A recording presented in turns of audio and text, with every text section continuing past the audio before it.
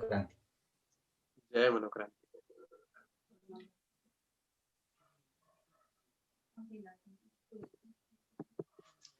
अघिल्लो कार्यक्रमको निरन्तरता हो यो कार्यक्रम। अघिल्लो कार्यक्रमको निरन्तरता हो यो कार्यक्रम।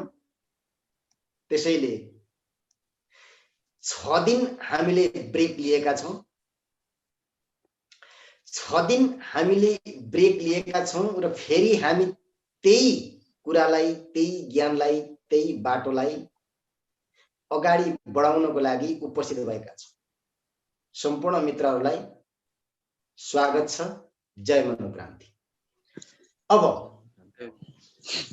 कुरोको चुरोतिर प्रवेश गर्नुपर्छ। सबै मित्रहरूको कुरा सुन्दा त्यही अल्झिरहनु भएको, कन्फ्युजन हुनु भइरहेको पनि आभास भएको छ र हामीले व्याख्या र विश्लेषण त्यहीनेरि गरिरहेका पनि छौं। जहाँ हामी व्याख्या गर्दैछौं त्यही केही कन्फ्युजन रहेको बुझ्न आएको छ। अघिल्लो कार्यक्रमको निरन्तरता यो कार्यक्रम र अहिले हामीले गर्न थालेको 2टा कार्यक्रम भयो। त्यो 2टा कार्यक्रम चाहिँ लकडाउनमा भएको कार्यक्रमको निरन्तरता। हेर्नुहोस् है, यहाँ बडो गम्भीर भएर बडो सूक्ष्म ढङ्गबाट बुझ्नुहोस्। हेर्नुहोस्, जीवन हामीले कसरी महान बनाउन सकिन्छ, किन हामी कन्फ्युजन भइन्छ विद्यार्थी जीवनमा। जानेर सुनेर पनि ठक्कर लागेर कोही साइड ट्र्याक पक्रिन्छन्, कोही त्यहीँनेरि अड्किन्छन्, कोही त्यहीँ लड्किन्छन्। के भएर यस्तो भएको भन्ने जुन प्रश्नहरू, सवालहरू उठिरहेका छन्, मनमा छालको रूपमा, तरङ्गको रूपमा तरङ्गित भइरहेका छन्। यो सबै कुराको निचोड भनेको निरन्तरताको अभावले हुने। अब सामान्यबाट धेरै जटिल कुरामा जानै पर्दैन। जब मान्छेले, जब व्यक्तिले, जब प्राणीले कुनै पनि कुराको निरन्तरता दिन सक्दैन, लाइफमा, जीवनमा कुनै पनि कुरालाई निरन्तरता दिन सक्दैन, तत्कालै तत्क्षण बिस्तारै बिस्तारै या त साइड ट्र्याकमा जानुपर्ने हुन्छ या त त्यही यथा स्थितिमा अड्किएर बस्नुपर्ने हुन्छ। याद राख्नुहोस् यसलाई। मान्छेले, व्यक्तिले, मैले भनिसकेँ, जब कुनै पनि कुरामा निरन्तरता दिन सक्दैन, तत्काल तत्क्षण या त अर्को साइड ट्र्याकमा जानुपर्छ या त त्यही जस्ताको तस्तै यथास्थितिमा बसिरहनु पर्ने हुन्छ। उसको प्रगति, उन्नति हुन सक्दैन।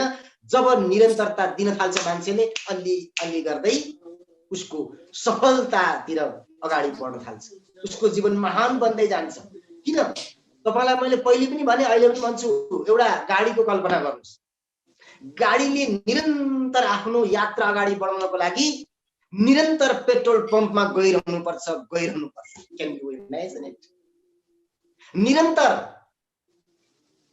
उसले निरन्तर रूपमा आफ्नो यात्रा अगाडि बढाउने हो भने, महानतम यात्रा अगाडि बढाउने हो भने, शानदारसँग यात्रा गर्ने हो भने निरन्तर रूपमा उसले पेट्रोल पम्पमा गइरहनुपर्छ। आज जानुपर्छ, 3 दिन पछाडि जानुपर्छ या 2 दिन पछाडि। उसले जति यात्रा गर्छ, जति स्पिडमा यात्रा गर्छ, जति लामो यात्रा गर्न चाहन्छ, उसले त्यति नै पटक निरन्तर रूपमा पेट्रोल पम्पमा गइरहनुपर्छ। अब सेम कुरालाई, सेम घटनालाई, अवस्थालाई तपाईको जीवनसँग, हाम्रो जीवनसँग जोड्नुहोस्। हामी निरन्तर बाँच्न चाहन्छौं। याद राख्नुहोस्, हामी निरन्तर बाँचिरहन चाहन्छौं। कुनै पनि प्राणी मर्न चाहदैन। त्यसैले त उसले जन्मेदेखि निरन्तर रूपमा अहिलेसम्म बिहान बेलुका 3 थाल हसुर्ने गर्छ। निरन्तर रूपमा हसुर्न निरन्तर छ। हाम्रो हसुराईमा कुनै कमी छैन। याद राख्नुहोस्, हसुराईमा निरन्तर छ। किन मैले भोकाले मरे सोध्छ कसैले? म आज किन भोकाले मरेको छैन कसैले सोध्दैन त। आज म किन अज्ञानी भए सबैले सोध्नु पर्ने भएको छ। किनभने उसले ज्ञानमा आफूलाई निरन्तर रूपमा तपाउन सक्दैन, लगाउन सक्दैन, खटाउन सक्दैन। केही होइन ठुलो कुरो। तपाईलाई मैले यो भन्दा हो महान कुरा नठान्नुहोस्। महान कुरा नपाएर मान्छे असफल भएको होइन, पाएको कुरालाई पाएको ज्ञानलाई निरन्तरता नदिएर असफल भयो। बस प्रवचन यही स्टप गरे हुन्छ, जुम बन्द गरेर सुते हुन्छ। तपाई जहाँ जहिले जहाँसुकै जानुहोस्, जोसुकै विद्वानलाई सुन्नुहोस्, हाम्रो हुनेवाला केही छैन। हाम्रो कल्याण हामीले निरन्तरता नदिनुमा रहेको छ, निहित छ। हाम्रो अकल्याण पनि हाम्रो निरन्तरता नदिनुमा छ, हाम्रो कल्याण पनि निरन्तरतामा दिनु छ। अब हेर्नुहोस् त, एउटा हेर्नुहोस्, तालचाको कल्पना गर्नुहोस्। एकापट्टि घुम्छ लक लाग्छ, अर्कोपट्टि घुम्छ खुल्छ। Can you imagine?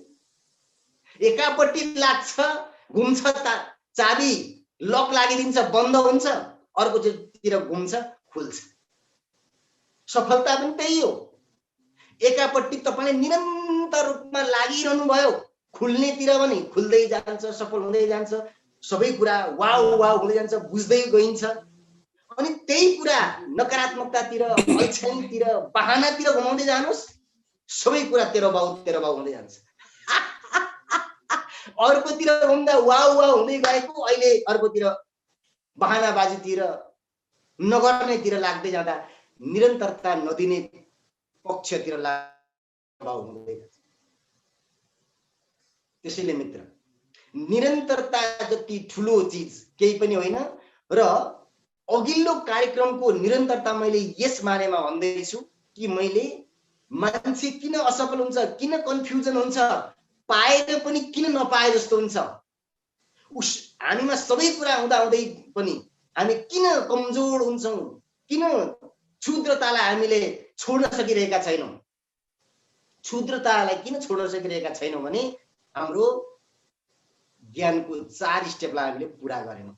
येन केन प्रकारेण हामीले कतिपय व्यक्तिहरूले एउटा स्टेपमा त पाइला पदार्पण गर्छौँ, त्यहाँबाट 3 पग हामीले बढाउँदैनौँ, 3 पगलाई हामीले चिन्दैनौँ, 3 पगमाथि हामीले कामै गर्दैनौँ। मैले अगाडि पनि भने श्रुतमय प्रज्ञा त गर्छौँ, अहिले पनि हामीले गरिरहेका छौँ। यो श्रुतमय प्रज्ञा हो। यो भनेको सुरुवात अथवा पहिलो कदम मात्रै हो। अब 3 कदम अगाडि स्वयं व्यक्तिले गर्नुपर्छ, अरूले गर्दैन। गुरुले सुरु गरिदिने हो, सजिलो छ। गुरु को हो जसले सुरु गरिदियो तपाईको चाहिँ, बस सकियो। लामो लामो झन्झट गुरुको परिभाषा रट्नै पर्दैन। गुरु को हो भन्यो भने तपाईलाई सुरु गराउने व्यक्ति गुरु। कलेख बाबु भएर जसले सुरु गराउँछ त्यो पनि गुरु, किनभने सुरु गराइदियो। अब बार बार प्र्याक्टिस गर्ने काम तपाईको हो, गुरुले आएर प्र्याक्टिस गरेर हुँदैन। तपाईँ कल्याण सुनेको कुरामाथि 3 स्टेपमा काम गर्नुपर्छ। चिन्तन चिन्तन चिन्तन अनि चिन्तन गर्दा अब चिन्तनमा अलिकति हामीले लगाउनु पर्ने हुन्छ हाम्रो लगानी। हामी कहीँ पनि लगानी गर्न चाहदैनौँ। अब अहिले हेर्नुहोस् त, यही जुममा मैले निरन्तर 1.5 घण्टा बोले भने सबै मान्छे भागिसक्छ। किन भन्दा उ ज्ञानमा लगानी गर्ने चाहदैन क्या, एकछिन सुनौ न भनेर आएको क्या। त्यो अलि लामो समय हुँदै पनि ए निन्द्रा लाग्यो, आलस्य आयो, मेरो त भोलि बिहान सबै बहाना बनाउन थाल्छ। Can you imagine? याद राख्नुहोस् यसलाई। त्यहाँ म महान बन्छु, म विद्वान बन्छु, म जसै पनि ज्ञानी बनेर छाड्छु भन्ने कसैको भित्र हुँदैन। त्यसैले कसै विद्वानले भनेका छन् दुनियाँमा ईश्वर खोज्ने मान्छे एउटा पनि छैन। हामी म भक्त भन्छौँ नि, होइनौँ। हामी भत्किएका मात्रै हौँ, विचारबाट भत्किएका लाई भक्त भनिन्छ। अहिलेको समय ईश्वरको खोजी गर्ने एउटा पनि मान्छे पाइँदैन क्या धरतीमा, साँच्चै रिसर्च गरेर जाने हो भने। त्यस्तै हामी ज्ञानी बन्न आएकै होइनौँ। एकछिन सुनौ, एकछिन अब भनेर आएका क्या। यहाँ 1.5 घण्टा निरन्तर रूपमा बोल्दै जाने हो भने सायद वक्ता मात्रै हुन बेर छ। अनि यसको तपाईलाई मैले यो भन्नुको कारण के हो भने हामी निरन्तरता दिने तयारी छ। हामीसँग धैर्यता छँदै छैन। धैर्यताको नामो निशाना छैन मान्छेमा, व्यक्तिमा। केही समय उनले चाहन्छ अलिकति एक्सट्रिम समय आओस् त तुका तु भाग्न थाल्छ। अलिकति एक्सट्रिम समय आओस् त उसले आफ्नो ठाउँ छोडिहाल्छ। मान्छेले अलिकति संघर्षको समय, अलिकति कठिनाइको समय आउँदा यसरी भाग्छ। एउटा तपाईले वैज्ञानिकहरूले गरेको रिसर्च सुन्नुस्। वैज्ञानिकहरूले एउटा बाँदरमाथि रिसर्च गरेका छन्। एउटा बच्चा भएको बाँदरलाई, बाँदरनीलाई एउटा जारमा ल्याएर कैद गरियो, ड्रममा ल्याएर कैद गरियो, ट्याङ्कीमा ल्याएर थुनियो, अनि ट्याङ्कीको फेदबाट पाइप लगाएर पाइपद्वारा पानी छिराइयो, हेर्दै गइयो उसलाई। अब वैज्ञानिकहरूले रिसर्च गर्दाखेरि सिसाको ड्रम राखिएको थियो कि ताकि बाहिरबाट प्रष्टसँगले देख्न सकियोस्।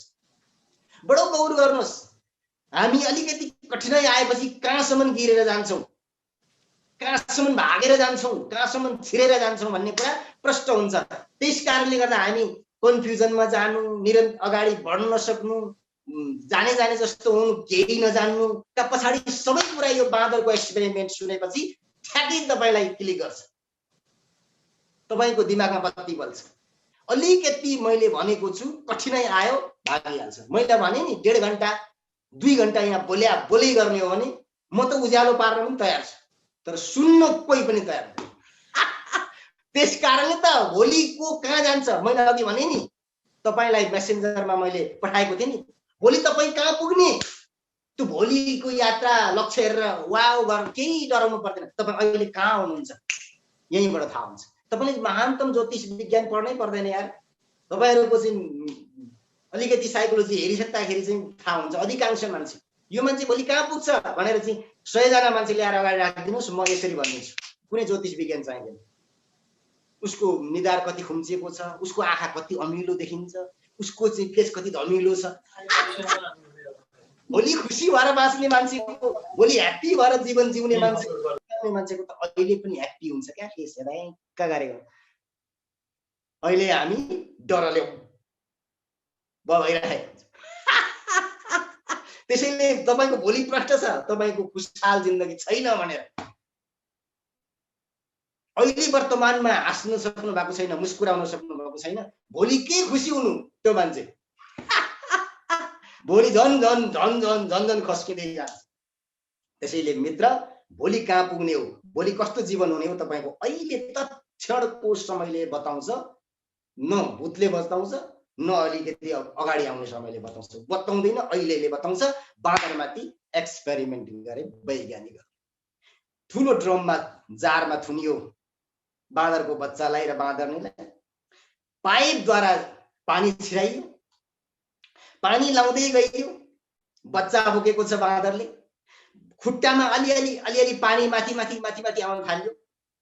बाँदरनीले च्यापस आफ्नो बच्चा समाएर चाहिँ चेपी, अनि पानी चढ्दै गयो, उभि दुईटा खुट्टा टेकेर उभि, नानी उसको बच्चा हातमा बोकेको छ, पानी बढ्दै बढ्दै कम्मरमा आयो, उसले काँधमा राखी बच्चालाई।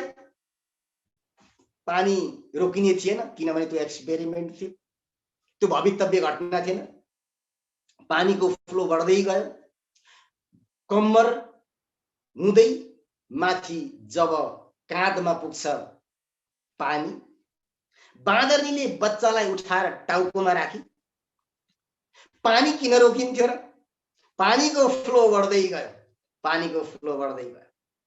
जब आफ्नो मुखमा पुग्यो, आफ्नो मुखमा पुग्दाखेरि त्यो बाँदरनीले आफ्नो बल बुत्ताले भ्याएसम्म खुट्टाको अगाडिको भागले टेक्ने कोसिस गरी, अलिकति आफूलाई उचाल्ने उठाउने कोसिस गरी, नगर्दै भन्दै अलिकति उठाए।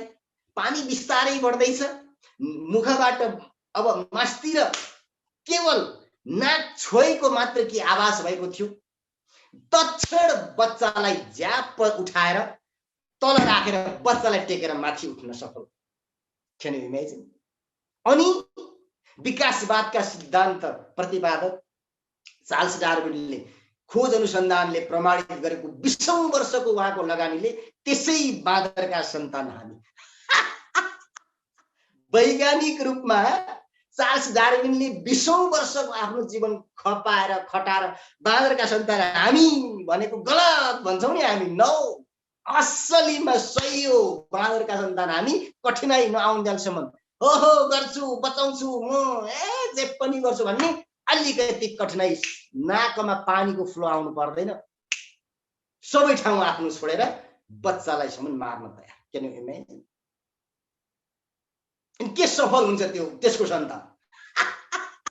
अधिकांश 95%ले त्यही बाँदरको ह्याबिट जेनेटिकल कोडबाट स्वाट लिएर आएको छ। मोरे नि गर्छु भन्छ, अलि गर्मी भयो भने पनि के भन्छ, ए आज त साह्रै गर्मी भयो, पसिना पढ्नै सकेन भन्छ। हेर्नुहोस् है, निरन्तरता दिनै सक्दैन। कठिनाइ आयो बहाना बनाउन जान्छ।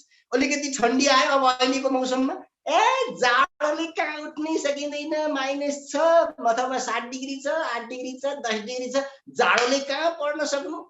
Can you imagine? अनि गर्मीमा पनि 3 थालै असुर छ, जाडोमा 6 थाल। खानेमा विचार गर्नुहोस् त, मैले जाडोले खान सकेन, मैले गर्मीले खान सकेन भन्छ कसैले। ओहो अहिले खान सकेन भने पनि अहिले र रुचेन, अहिले भरे खानुपर्छ, अघि तयारी गर्छ नउठी। जुन ठाउँमा भोजन गर्न बस्या फेरि 2 घण्टा पछाडि अहिले रुचेन खानुपर्छ भनेर तयारी गर्छ, त्यही बसिबस्। तर ज्ञानको लागि, ध्यानको लागि, जीवनको लागि, उन्नतिको लागि, प्रगतिको लागि न। त्यसैले मित्र, थोरै मान्छे सफल हुनुको कारण र धेरै मान्छे स्वाहा हुनुको कारण निरन्तरता दिन नसक्नु, अथवा श्रुतमय प्रज्ञा भइसकेपछि चिन्तनमय प्रज्ञामा जान नसक्नु, चिन्तन गर्न नसक्नु। चिन्तन गर्दाखेरि अब एकदमै बढी मात्रामा अधिकांश व्यक्तिलाई चिन्ता हुने गर्दछ। अब चिन्तन गर्न थाल्यो, ज्ञान पायो, श्रुतमय प्रज्ञा भयो, ओहो अब यसरी जानु पर्ने रहेछ, म कुनै पनि हालतमा जान्छु। चिन्तन त गर्छ, गर्दा गर्दै अनि लास्टमा गएर के हुन्छ, ओहो अनि म असफल भएँ भने नि भन्ने प्रश्न आउँछ उसलाई, क्वेसन आइदिन्छ उसलाई, एउटा सेन्टेन्स आउँछ, सेन्टेन्सले जन्म लिन्छ। अनि त्यो गर्दै गयो भने, असफल भयो भने त म खत्तम हुन्छु। अनि डराउँछ, डरको कारणले फेरि उसले चिन्तनमय प्रज्ञा गर्नै चाहन्छ। चिन्तन गर्दा गर्दै चिन्तामा पुगिदिन्छ। त्यो चिन्तालाई फालेर ओ म फेरि चिन्तन गर्छु, सम्हालिएर अगाडि बढ्ने, फेरि चिन्तनमा जाने, दुसासै गर्ने। त्यसैले मित्र, जीवनमा साहस गरेर मात्रै पनि हुँदैन। चिन्तन गर्नलाई, भावमय प्रज्ञामा जानलाई र त्यो स्टेप पार गर्दै अनुभवमय प्रज्ञालाई छिचोल्नका लागि साहसले पुग्दैन, दुस्साहस गर्नै पर्छ। र त हाम्रा विद्वान जो ऋषि मनीषीहरू छन् उहाँहरूलाई मूर्ख भनेर कतिपय विद्वानलाई ठप्पा लागेको छ। जस्तै कालिदासलाई हेर्नुहोस् त, मूर्ख, महामूर्ख भनेर भने होइन। त्यसैले हेर्नुहोस्, मूर्ख बन्ने पनि ताकत छैन यदि कसैमा भने उसले अनुभवमय प्रज्ञासम्म पुग्नै सक्दैन। इतिहास रच्ने, इतिहासलाई काया पलट गर्ने या त पागल बनिएका छन् या त मूर्ख बनिएका छन्, तिनीले इतिहास बदल्दिएका छन्। त्यसैले मित्र, एकचोटि म पागल बन्ने जबसम्म म दुस्साहस गर्न सक्दिनँ, चिन्तन गरेर डुबेर पागलको स्थितिमा नगएसम्म ज्ञान घटिँदै हुँदैन।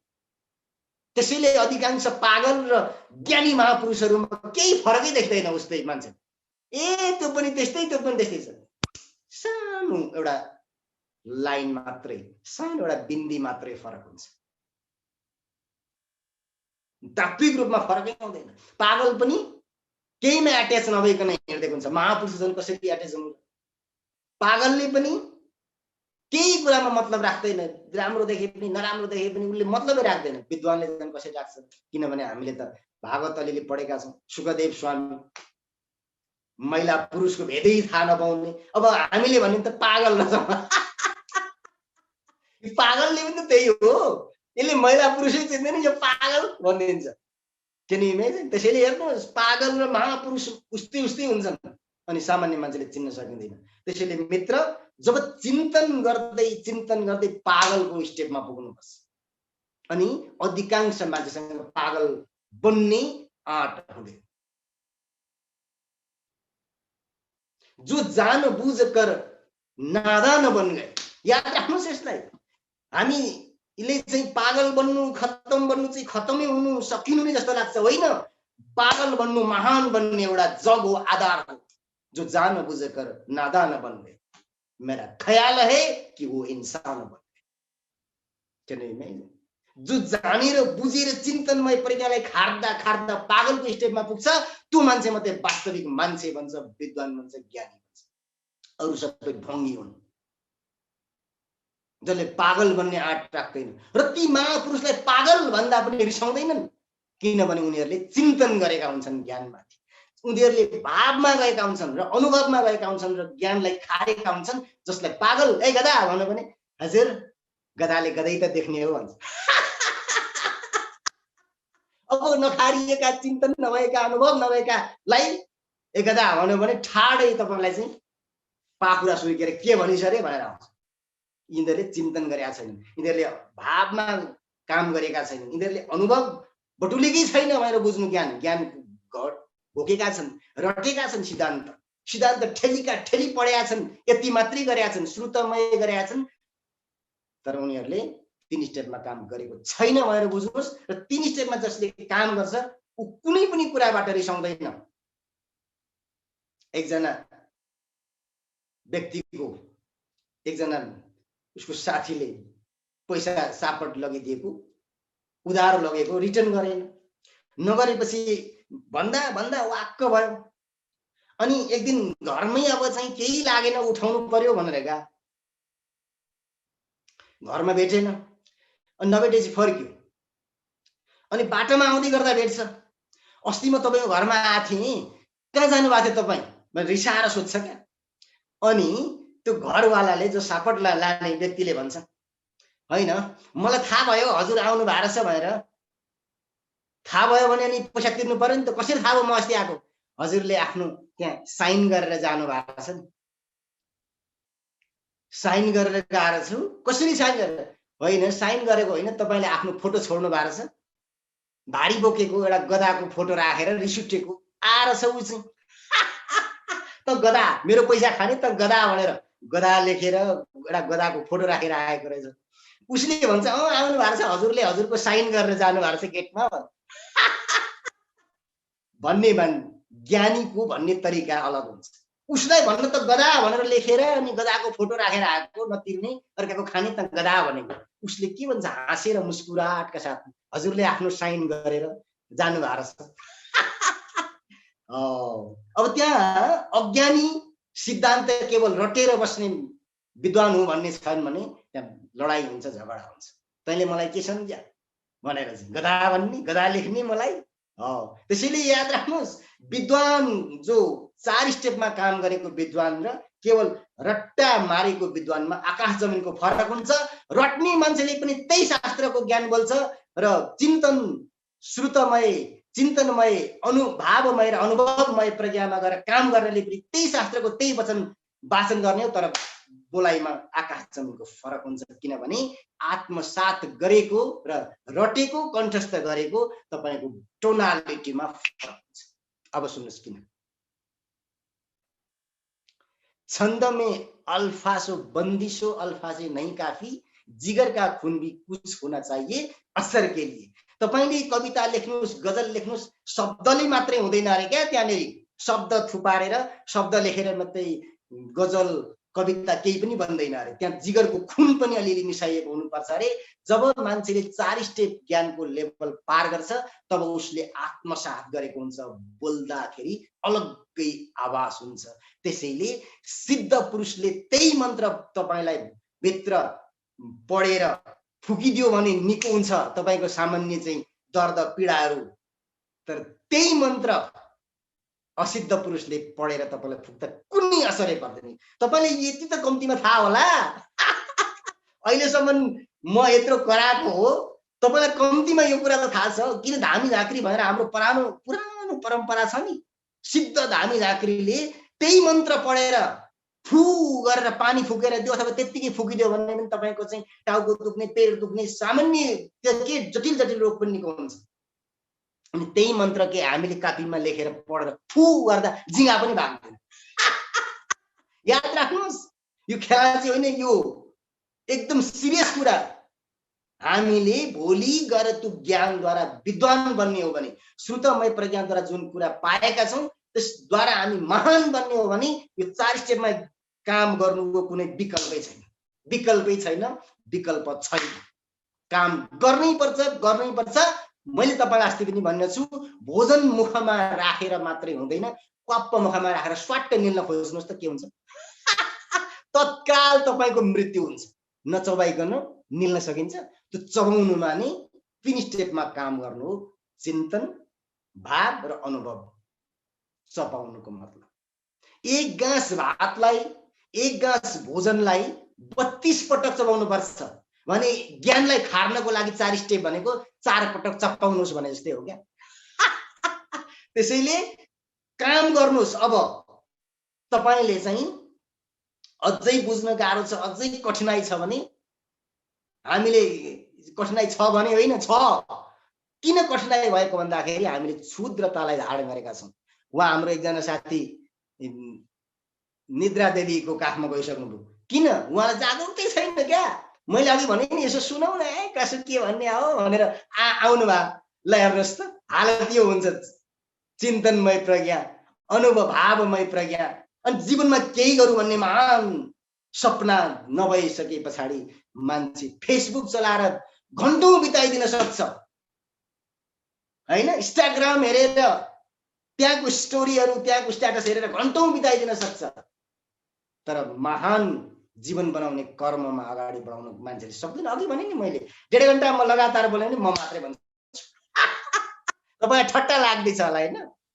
हेर्दै जानुस्। अनि त्यो गाह्रो हुन्छ, साह्रो हुन्छ। किन भन्दा हामीले क्षुद्रतालाई धारण गरेका छौं। तपाईले शास्त्र पढ्नु भएको छ, हामीले पनि शास्त्र पढेका छौं। तपाईको बुझाइ अर्कै हुन्छ, हाम्रो बुझाइ अर्कै हुन्छ। भगवान श्री कृष्णको गीता ज्ञानमा भगवानको श्रीमुखबाट निस्केको दोस्रो वाक्य,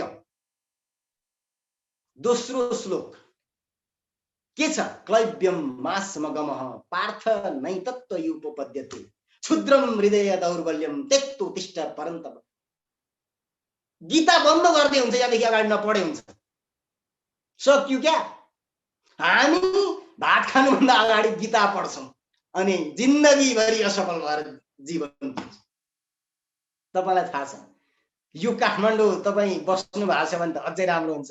काठमाडौँ नबस्नेले पनि गल्ली गल्लीमा, रोड रोडमा, दायाँ बायाँ ज्योतिष हात हेर्ने, ज्योतिष विज्ञान हेर्ने चाहिँ यहाँ धेरै बसेका हुन्छन् काठमाडौँका गल्ली। अनि उनीहरूको जिन्दगी चाहिँ एउटा धोती र एउटा कुर्तामा हात थापेर, हात फैलाएर बितेको हुन्छ। उसको जिन्दगी उ जान्दैन हेर्न, अर्काको जिन्दगी हेर्छ क्या। Can you imagine? त्यो हो 3 स्टेपमा काम नहुनु ज्ञानको धज्जी उड्नु। याद राख्नुहोस्, क्षुद्रतालाई धारण गरेका छ उसले, आफ्नो क्षुद्रतालाई त्याग्न सकेको छैन। गीताको श्लोक त उसले पनि पढेको छ नि, क्षुद्रम हृदय दौर्बल्यम त्यक्तो तिष्ठ। क्षुद्रतालाई त्याग्दे। अर्जुन त क्षुद्रतालाई धारण गर्नको लागि बनेको होइनस्। त्यो क्षुद्रता तमा कहाँबाट आयो, कहाँबाट धारण गरिस् सोध्नुहुन्छ कृष्णले। त्यो भन्दा अगाडि त अर्जुनले आफ्नो सबै दुखेसो पुगिसकेको छ नि। मेरो छाला पोलेर बदबद भइसक्यो, मुख सुकेर गइसक्यो, म थरथर काम्दै छु, केही गर्न चाहिँ सोचै आएको छैन, मेरो दिमागले कामै गरेको छैन, म अहिले मर्ला जस्तो भइसक्यो, लडाई गर्नुपर्ने छ जीवन युद्ध, म अहिले मर्ला जस्तो भइसक्यो भन्छन्। अनि सबै मान्छेको हालत त्यही होइन? साइड ट्र्याकमा किन जान्छ? किन अलिकति ठोकर, अलिकति गाह्रो कठिनाइ आउँदा अर्जुनको जस्तो हालत थरथर शरीर काप्यो अरे अर्जुन? हो किन? क्षुद्रतालाई धारण गरेको कारण। हामीले क्षुद्रतालाई धारण गर्यौं र हामीले के बुझ्यौं भने ज्ञान भनेको रटेर आउने, घोकेर आउने र सफलता भनेको रटेर आउने, घोकेर आउने, यो बुझ्यौं हामीले। तर यो होइन। जबसम्म हामीले हाम्रो अनुभवमा कुनै पनि कुरालाई ल्याउँदैनौं तबसम्म हाम्रो कुनै सफलता आउँदैन। आज सफलता आएछ देखिन्छ, तर भोलि कसैले सवाल उठाउँदा हाम्रो ज्ञान र अज्ञानता छर्लङ्ग देखिन्छ, कागजको बाग जस्तो हुन्छ। एउटा कुरा अब थोरै एउटा प्रसङ्ग जोडेर म आजको कार्यक्रमलाई अन्त्य गर्छु। हामीले रट्टा मात्रै के हुन्छ र हामीले 4 स्टेप ज्ञानको पार गरेनौं भने कसरी थाहा हुन्छ भन्ने कुरा अब अलिकति अध्यात्ममा चासो भएकाले, अध्यात्ममा अलिकति केही नयाँ कुरा तपाईहरुले भन्नुभएको छ दुईजना साथीले अध्यात्ममा तपाई साँच्चै लाग्ने हो भने म यो 4 स्टेपमा त झन् काम गर्नै पर्छ। त्यही कुरा मैले भने नि गीताको 23 श्लोक त्यही कुरा बोल्ने हो सबै विद्वान भन्नेहरूले। तर एउटाले बोल्दा एक्स्ट्रा एनर्जी आउँछ, एक्स्ट्रा एनर्जी आउँछ। त्यसै तपाईलाई त्यहाँ गीतामा शक्ति, ती श्लोकहरू, ती मन्त्रहरू एक एक शक्तिशाली छन्। तर त विचार गर्नुस् त कसैलाई गीता भन्दा पनि पावर आउँछ, शक्ति आउँछ, जगजग उठाइदिन्छ। कसैलाई पुरै गीता सुनाउनुस् उहाँ जस्तो चाहिँ निदाइकन मस्तसँगले बसिदिनुहुन्छ। Can you imagine it? जगजग उठाइदिन्छ। त्यसैले मित्र अब एउटा प्रसंग सुन्नुस्। एकजना घुमन्ते साधु घुम्दै घुम्दै एउटा आश्रममा पुग्छन्। एउटा घुमन्ते साधु घुम्दै घुम्दै एउटा आश्रममा पुग्छन्।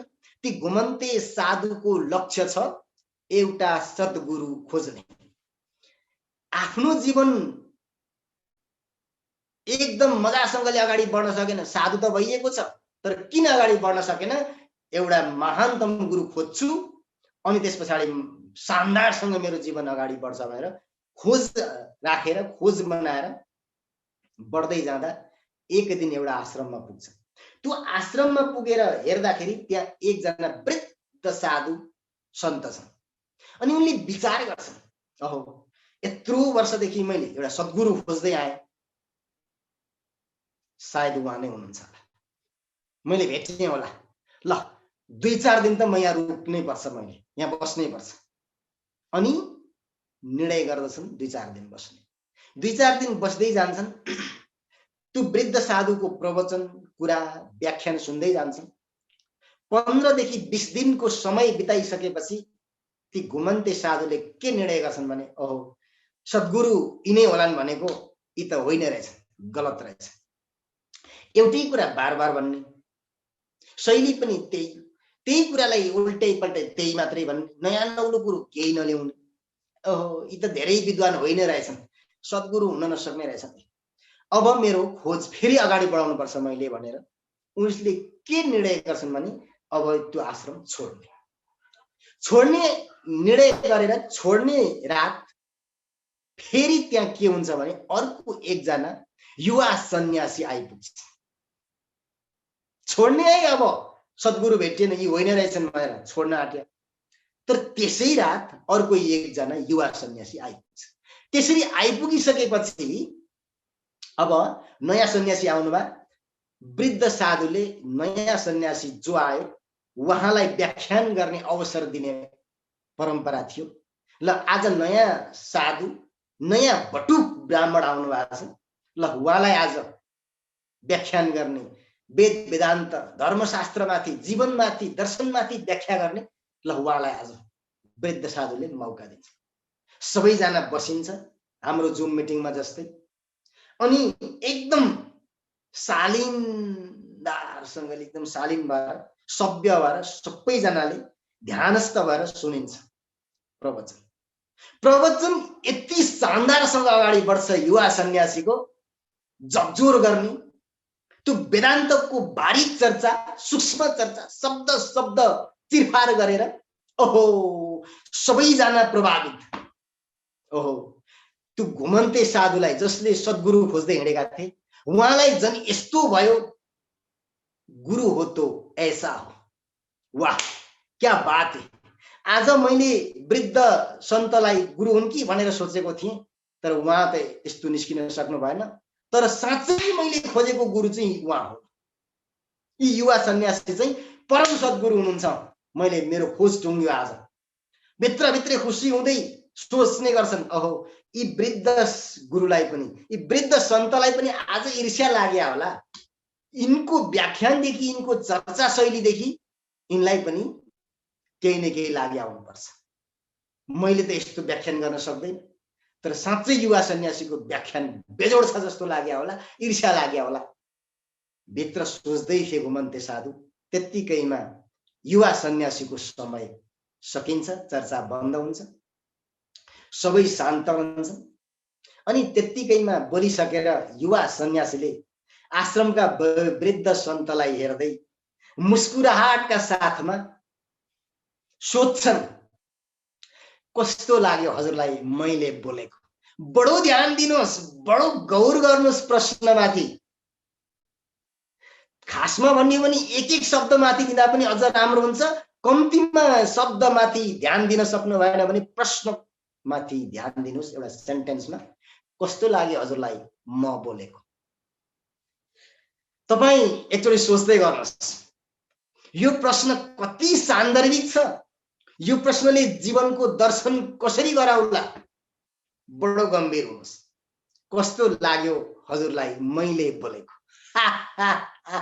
एक पटक होइन, दुई पटक होइन, म 3 पटकदेखि लगेर अझ अरू दोहोऱ्याउँदै जान्छु। सुन्दै जानुहोस्। कस्तो लाग्यो हजुरलाई मैले बोलेको?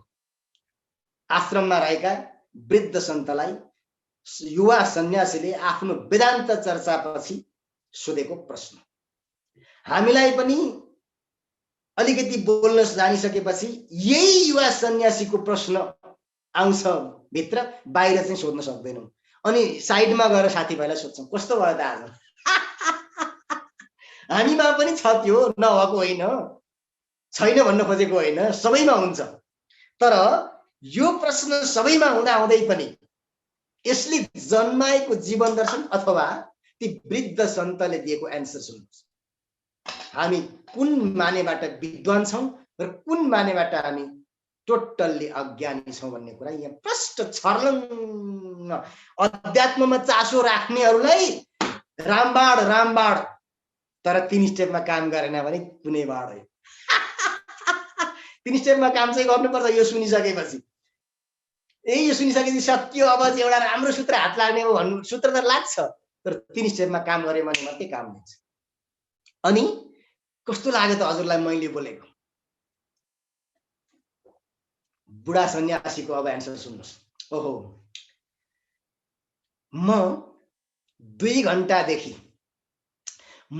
घण्टादेखि सास रोकेर, वृद्ध सन्यासीले योगिक क्रियाद्वारा अन्तर्कुम्भक या त बहिर्कुम्भक, योगमा बाहिर सास फालेर रोक्नुलाई बहिर्कुम्भक र भित्र सास तानेर रोक्नुलाई अन्तर्कुम्भक भनिन्छ। कुनै पनि कुम्भक लगाएर सास रोकेर टाक्क, अलिकति तपाईलाई थाहा छ जागरुक भएको मान्छेले सासै फेर्दैन। कुरा सुन्दा श्रुतमय प्रज्ञामा पनि सास फेर्दैन। ओहो ओहो ओहो ओहो सासै फेर्न देखिन्छ। अनि त उसको सेकेन्ड स्टेप चिन्तनमय प्रज्ञामा पनि उस सहजै जान सक्छ। हामी त पहिलो स्टेपमा श्रुतमय प्रज्ञा पनि अधिकांशको त भए जस्तो मात्रै हुन्छ, हुँदैन श्रुतमय प्रज्ञा। श्रुतमय प्रज्ञा हुनको लागि त्यति सजिलो छ। मैले बोले तपाईले सुन्नुभयो, श्रुतमय प्रज्ञा नौ। ओहो एक्टिभ। ड्वाङ पछाडि आएर कसैले हाल्यो, ओ केही थाहा पाउँदैन उनले। हामीलाई जिङ्गाले आएर बसेको पनि थाहा हुन्छ, अलिकति प्यास लागेको पनि थाहा हुन्छ, अलिकति पिसाब लागेको रोक्न सक्दैन 10 मिनेट। श्रुतमय प्रज्ञा हुँदैन, हाम्रो सबैतिर ध्यान भड्किरहेको हुन्छ। श्रुतमय प्रज्ञा त तब हुन्छ जब ट्याक्क ध्यान जान सक्छ, सेन्स जान सक्छ। ओहो ओहो त्यो त्यही हराउँछ सुन्दा सुन्दै, त्यही हराउँछ सुन्दा सुन्दै। सुन्ने को नै हराउँछ, सुनाइ मात्रै रहन्छ। त्यो श्रुतमय प्रज्ञा। याद राख्नुहोस्, जबसम्म तपाईले त्यो स्टेपबाट सुन्न सक्नुहुन्न तपाईको श्रुतमय प्रज्ञा भएको छैन, केवल नाटक भएको छ। नाटक मञ्चन मात्रै चल्दैछ भन्ने बुझ्नु। तपाईको श्रुतमय प्रज्ञा नै राम्रोसँगले भयो भने चिन्तनमा जानको लागि गाह्रो पर्दै पर्छ। तपाईले कुनै पनि फुलको बिरुवा ल्याएर रोप्नु भयो, तपाईले त्यसलाई चाहिँ भने रोपाई राम्रोसँगले भएको छ भने त्यो बिरुवा हुर्कनको लागि गाह्रै हुँदैन। तपाईले फुट्ट फाल्दिनुस् त सर्छ। अब चिन्तनमय प्रज्ञा सेम त्यही हो। तपाई मोटिभेट हुनुहुन्छ, जागरुक हुनुहुन्छ। तपाईले निद्राले, आलस्यले, योले त्योले, बाउले साउले कसैले केही गर्दा तपाईलाई चाहिँ मतलब हुँदैन, केही थाहा पाउनुहुन्न। लास्टमा श्रुतमय प्रज्ञा जब सकिन्छ त्यहाँबाट जब बाहिर आउँछ, ओहो यस्तो भएछ त्यस्तो भएछ। तपाईलाई थाहा छ एकजना रेम्ब्रान्ट भन्ने विश्वविख्यात कलाकार पेन्ट गर्दै थिए। राजाको चाहिँ त्यहाँबाट सवार हुन्छ, बाजा गाजा सहित ढोल झ्याम्टा सहित बजाएर। अनि एकछिन पछाडि त्यहाँ कोही आउँछ र सोध्छ यहाँ राजाको सवारी भयो? अनि उसले भन्छ राजाको सवारी होइन नि, यहाँ त पुरा ब्यान्ड बाजा सहित चाहिँ घनघोर राजाको सवारी गयो अरे नि त। हो ल मलाई थाहा छैन, के गर्दै हुन्थ्यो तपाईँ? म पेन्ट गर्दै थिएँ। ध्यान त्यसरी लाग्नुपर्छ। हामीले दत्तात्रेयका 24 गुरुमा पनि एकजना गुरु त्यस्तै ध्यानस्थ, त्यो बाण बनाउने नोक बनाउनेमा लाग्नु भएको छ। ध्यानस्थ जबसम्म तपाईँ डुब्नुहुन्न तबसम्म तपाईँको पहिलो स्टेप पनि सुरुवात हुने। अनि पहिलो स्टेपमै मिस्टेक भइसकेपछि अनि अरू 3वटा स्टेप खाग हुन्छ। 9 म 2 घण्टादेखि वृद्ध साधुको अनुसार म 2 घण्टादेखि सास रोकेर सुन्न खोजिरहेको छु कि तपाईँ बोल्नुहोस् र म सुनौ। याद राख्नुहोस्, म 2 घण्टादेखि सास रोकेर सुन्दैछु, तपाईँ बोल्नुहोस् र म सुनौ। तर तपाईँ त बोल्नुहुन्न। तर तपाईँ त बोल्नुहुन्न। हो आश्चर्यचकित युवा सन्यासी, म बोल्दिनँ, अरू सुन्नेहरू पनि सबै चकित। होइन यो बुढा मान्छे भयो, वृद्ध त्यति ज्ञानी त होइन भने त खुस्किएर छन् भन्दै। त्यो घुमन्ती साधुले त त्यो पनि सोच्दैछ, ए मैले सद्गुरु भने पहिले यो त कहाँ खुस्कट पो रहेछ, ए बाल बाल बच्यो भयो। किन भन्दा त्यत्रो 2 घण्टा बोले बोल्दै बोल्दैनस् भन्छ। सबैले प्रश्न गर्छन्, युवा सन्यासीले पनि प्रश्न गर्छन्, हजुरले भन्न खोजेको हामीले बुझेनौँ, के भन्न खोज्नु भयो? यत्रो 2 घण्टा म बोलेँ, हजुर भन्नुहुन्छ त बोल्दै बोल्नुहोस्, त बोल्छस् र म सुनौ भन्नुहुन्छ। अनि को बोले त यत्रो 2 घण्टा? अब अझ ध्यान दिनुहोस्। ती वृद्ध साधुले एन्सर दिन्छन्, तपाईँ बोल्नु भएन, मैले 2 घण्टादेखि तपाईँ बोल्नुहुन्छ र म सुनौ भनेर बसेँ, तपाईँ बोल्नु भएन। तपाईँद्वारा गीता बोलियो, तपाईँद्वारा उपनिषद बोलियो, तपाईँद्वारा वेद बोलियो, शास्त्र बोले, सिद्धान्त बोले, तपाईँ याद राख्नुहोस् यसलाई, तपाईँ बोल्नु भएन। अनि के भन्न खोजे अझै बुझ्न चाहनुहुन्छ? अझै हामीले त बुझेनौँ, बुझ्न चाहन्छु।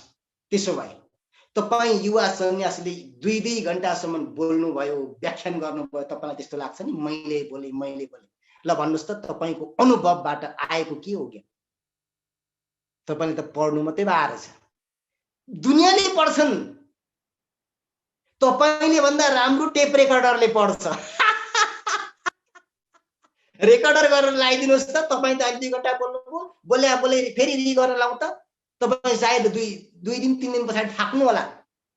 टेप रेकर्डर थाक्छ, उ त बोले अझै बोल्छ, जति रि गर त्यति बोल्दै जान्छ। अब के त्यो टेप रेकर्डर विद्वान हो? त्यसैले बाबु तिमी ज्ञानको पहिलो स्टेपमा पनि छैनौ, श्रुतमय प्रज्ञामा पनि। किनभने श्रुतमय प्रज्ञामा डुबेर तपाईँले सुन्न सक्नुहुन्थ्यो गुरुलाई। गुरुले तपाईँलाई चाहिँ 25 वर्षसम्म ब्रह्मचर्य आश्रममा पढाउँदाखेरि भने तपाईँले आज आएर म बोले भन्नुहुन्न थियो। अनि अध्यात्ममा जब म आउँछ त्यो मान्छे सबभन्दा मूर्ख र पागल। म को जबसम्म म हराउँदैन, ममकार समाप्त हुँदैन तबसम्म त्यो मान्छे ज्ञानी होइन। र जबसम्म म जान्दछु तब पनि होइन। मैले तपाईलाई पहिल्यै भने सोक्रेटस सुकरात आफैले भन्थे कि मैले केही पनि जान्दिनँ। दुनियाँले मलाई विद्वान भन्छन्, ज्ञानी भन्छन्, तर म केही पनि जान्दिनँ, म अज्ञानी हो। र त उनी दुनियाँका सबैभन्दा महानतम विद्वानहरूमा पर्न जान्छ। तर हामी म जान्दछु भन्छौँ, त्यसैले त हामी ज्ञानी हुँदैनौँ। हामी 7 दिन कहीँ गएर भागवत वाचन गर्यौँ भने अब हाम्रो भुइँमा हेर्ने हैसियत हराउँछ। Can you imagine it? अब हाम्रो भुइँमा हेर्ने हैसियत हरायो, अब सक्यो। त्यही भागवतमा लेखेको छ फेरि गर्वेण तुङ्गशिर, होइन? त्यही शास्त्रमा बताइएको छ माथि माथि हेरेर हिँड्ने चाहिँ उठ हो है, उठ हो भनेको छ। सबैभन्दा खत्तम प्राणी, शारीरिक रूपमा पनि हेर्दा मिलेको छैन, बाङ्गो र टिङ्गो छ। अनि त्यसले जस्तो शिर उठाएर हिँड्छौँ हामी। ज्ञानी मान्छे कहिल्यै शिर उठाएर हिँड्दैन। ज्ञानी मान्छे कहिल्यै आँखा यत्रो बालेर हिँड्दैन। ज्ञानी मान्छे शिर झुकाएर हिँड्छ, अर्ध उन्मिलित नयनमा आधा मात्रै आँखा खोलेको हुन्छ महान ज्ञानीले, किनकि उसले जति चरण राख्नु पर्ने त्यति मात्रै धरती हेर्छ। अज्ञानीले उसको फुइया देखाउनु छ नि त, म फल्ना, मैले तपाईँलाई अस्ति डुङ्गाको पण्डितको कहानी सुनाएको छु नि, पण्डितजीको, हो त्यस्तो भन्छ अज्ञानी। त्यसैले ती बुढा सन्यासीले भने तिमी बोलेनौ, यदि तिमीलाई म बोले भन्ने लाग्छ भने भन तिम्रो अनुभवको ज्ञान के हो। युवा सन्यासी टक्क अडिन्छ। अस्तिको कहानीसँग जोड्नुहोस्। आस्पेन्सकी विद्वान दार्शनिक गुरुजीएफ कहाँ जानुभएको र गुरुजी आस्पेन्सकीले तपाईँले अनुभवमा आएको ज्ञान लेखेर ल्याउनुहोस् भनेर एक पेज दिनुभएको, एउटा अक्षर लेख्न नसकेको र त्यतिखेर पसिना आएको आस्पेन्सकीलाई र यी युवा सन्यासीलाई सेम घटना घट्छ। व्यासमा बसेर प्रवचन गरेको ठाउँबाट आँखा चिम्लेर ध्यानस्थ भएर सोच्छन् युवा सन्यासी, मेरो अनुभवमा आएको ज्ञान के त, त्यो कुनै पनि छैन। त्यहाँ पनि पसिना छुट्छ युवा सन्यासी। अन्तिममा माफी माग्छन् युवा सन्यासी वृद्ध सन्यासीको चरणमा झुकेर कि तपाईँले आज मेरो आँखा खोलिदिनु, वास्तवमा आज मात्रै मेरो तपाईँले जुन शब्द भन्नुभयो श्रुतमय प्रज्ञा भयो, आज मात्रै। अब म ज्ञानको यात्रा गर्न सहज भयो मलाई, अब मात्रै मैले ज्ञान के हो भन्ने कुरा बुझ्ने बिस्तारै बिस्तारै अवसर पाउने भएँ, किनभने हजुर जस्तो महान गुरु भेट्न सफल भएँ। अब घुमन्ते सन्यासी फेरि चरणमा आएर मैले हजुरलाई गलत सोचे र माफी मागे। जो विद्वानले आफ्नो विद्वता कहिल्यै देखाउँदैन, परिआएको खण्डमा उद्धार गर्छ अरूको।